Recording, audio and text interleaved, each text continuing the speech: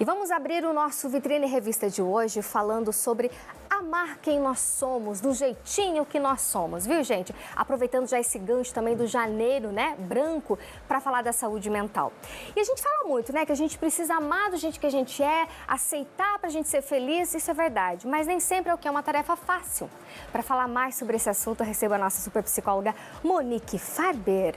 Boa tarde, Monique, minha linda, tudo bem? Boa tarde, tudo ótimo, uma delícia estar aqui. Imagina, 2023. delícia nossa receber você. Feliz 2023. Coisa boa, igualmente. Então vamos falar sobre aceitação. Quando a gente fala de aceitação, eu tô falando o quê? Aceitar a minha aparência, aceitar o que as pessoas veem ou aceitar o que eu tenho por dentro? Como que é essa aceitação? Isso, é o pacote completo. É Opa! ótimo quando a gente consegue fazer tudo isso, né, Paty? Aceitar o que a gente tem por fora, o que a gente mostra, as questões físicas, tem um trabalho que precisa ser feito antes. Quando eu aceito por dentro, quando eu aceito como eu sou, quando eu aceito aquilo que eu não gosto tanto, né? Quanto mais eu me conheço, mais eu consigo me aceitar e conviver com as coisas boas e não tão boas sobre mim. Aí quando a gente fala assim, mas e os meus defeitos, Patrícia? Eu também tenho que amar os meus defeitos, eu tenho que aceitar os meus defeitos? Como é que acontece com os defeitos? O que a gente faz? Esquece que tem defeito? Não, gente, todo mundo tem defeito, né, Monique? Temos. E é até importante. São os defeitos que fazem ser quem nós somos. Nós somos um pacote, uma pessoa perfeita, primeiro que não existe. Não existe. E se existisse, vamos combinar que ia ser muito chato. Né? Porque o que tem de mais humano são as peculiaridades, as esquisitices, o jeitinho de cada um. Então, sim, nós temos dificuldades, coisas que a gente não gosta muito, coisas inaceitáveis. Todos temos algo para melhorar. O primeiro passo para eu conseguir melhorar é aceitar. E por que é tão difícil para algumas pessoas essa coisa do aceitar, da aceitação? Porque eu só sou capaz de aceitar algo se eu reconheço isso. Então, eu preciso ter um nível de autoconhecimento. Então, por exemplo, alguém diz, mas você é uma língua de trapo, muito fofoqueira. Fala pelos cotovelos. Mas, se a pessoa não se reconhece dessa forma, ela não vai aceitar isso. Fala, não, eu não sou assim, então não preciso mudar. A mudança, ela só acontece a partir do momento que a gente aceita aquela característica, aquela dificuldade ou aquele comportamento. Por isso que a aceitação, ela sempre anda junto com o autoconhecimento. Aquilo que eu não gosto muito, mas que faz parte de mim. Tudo bem, consigo mudar? Vamos trabalhar para isso, né? Pedir ajuda profissional, trabalhar, enfim, com afinco nisso. Mas e se não é possível mudar? E se eu não tenho controle? Por exemplo, com relação às expectativas que eu tenho sobre os outros, sobre tudo o que não depende de mim. Daí quando não depende da pessoa, daí fica mais difícil ainda. Difícil, Por que será, Monique? E porque a gente fica muito frustrado, né? Fala, mas isso não depende de mim e eu crio tanta expectativa. E aí vem a questão da aceitação. Aceitar aquilo que eu não posso mudar, que eu não tenho controle, vai me colocar numa condição de muito mais estabilidade emocional. Entende? Paz. Pegando aquele gancho que tu falou da pessoa fofoqueira. A gente sabe, uma fofoquinha aqui, um negocinho aqui, entendeu? Faz parte da vida. Sim. Claro que a língua de trapo não, né? Aquela que fez... Aí a pessoa tomou a consciência, a pessoa é fofoqueira e tal. Isso. Aí... ela mudar é ela aceitar também que ela... Porque não adianta assim, não, eu vou aceitar que eu sou a fofoqueira, a língua de trapo, e vou continuar. Mas às vezes tá fazendo mal para quem tá em volta da pessoa e até para ela mesmo, né? Aí não é bom esse tipo de aceitação, aceitar assim, não? Não, porque aí a gente tá falando já daí de um desvio de caráter, uma situação que aí você sabe que é e faz por mal. Né? Daí já é... Isso, daí são escolhas. O que acontece muitas vezes é que nós não queremos ver, sabe? Então, assim, a famosa má fé. Eu não quero olhar para isso porque isso é chato de ver, ou eu vou ter que mudar, eu vou ter que me posicionar diante de algo. Por isso que é tão importante estarmos no momento presente, ouvir os feedbacks. O que essa pessoa que me ama, me conhece, quer o meu bem, está falando para mim? Será que isso é verdade? Opa, deixa eu prestar atenção aqui, deixa eu dar uma olhadinha.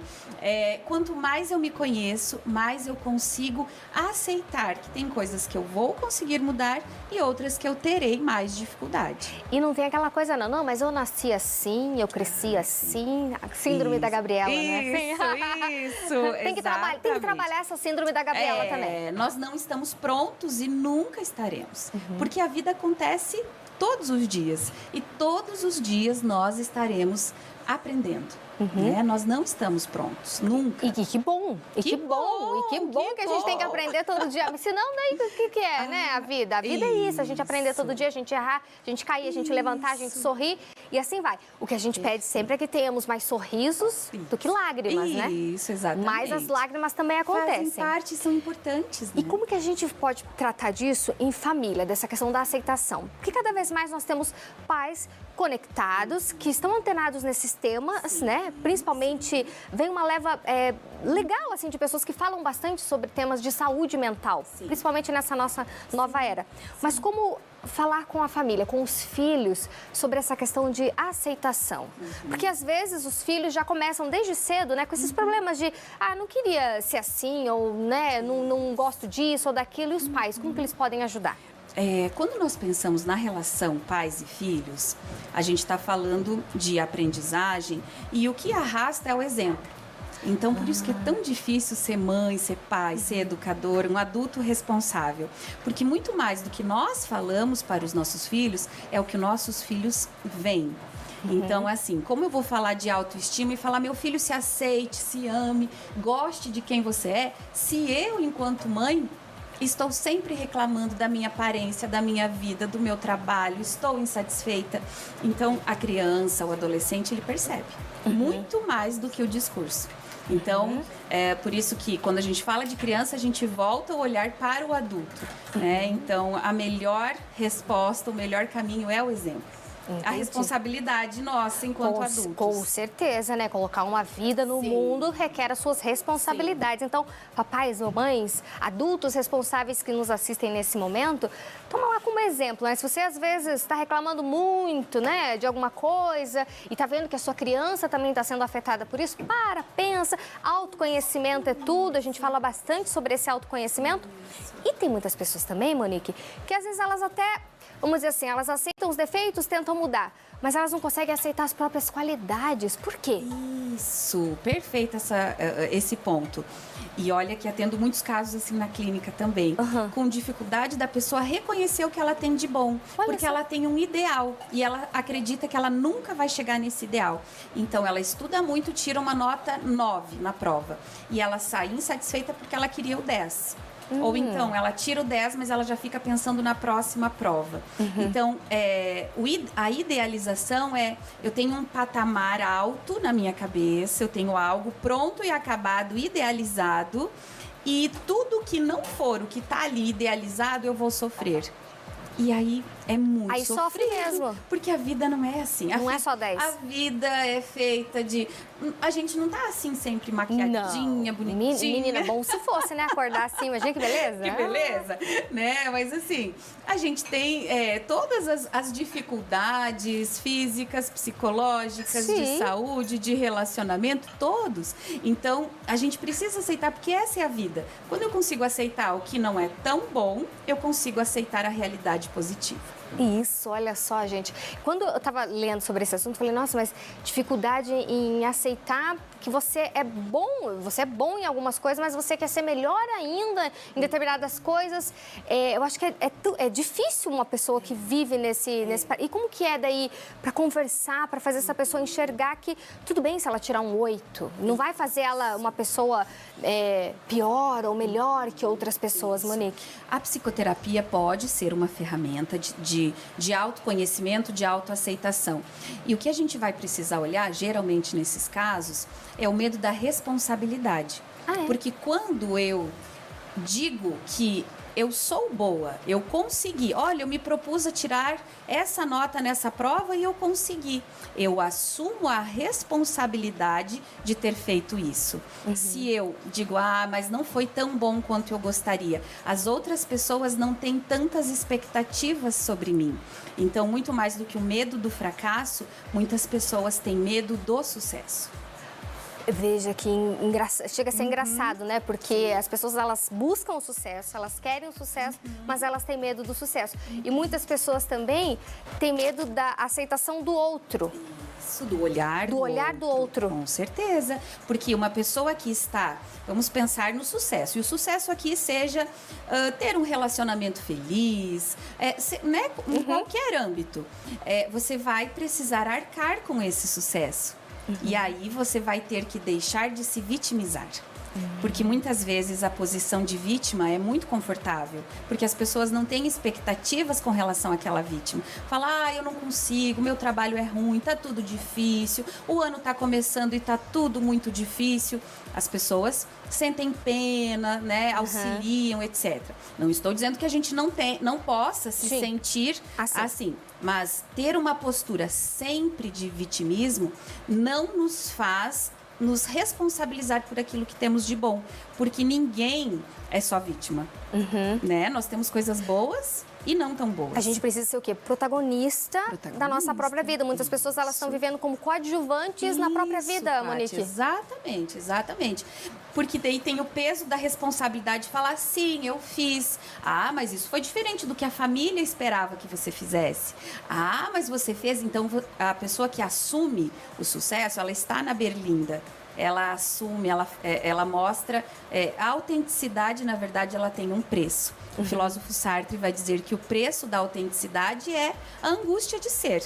Né? Como Caetano Veloso diz, cada um sabe a dor e a delícia de ser o que é. Porque é exatamente isso, é a solidão de ser aquilo que se propõe.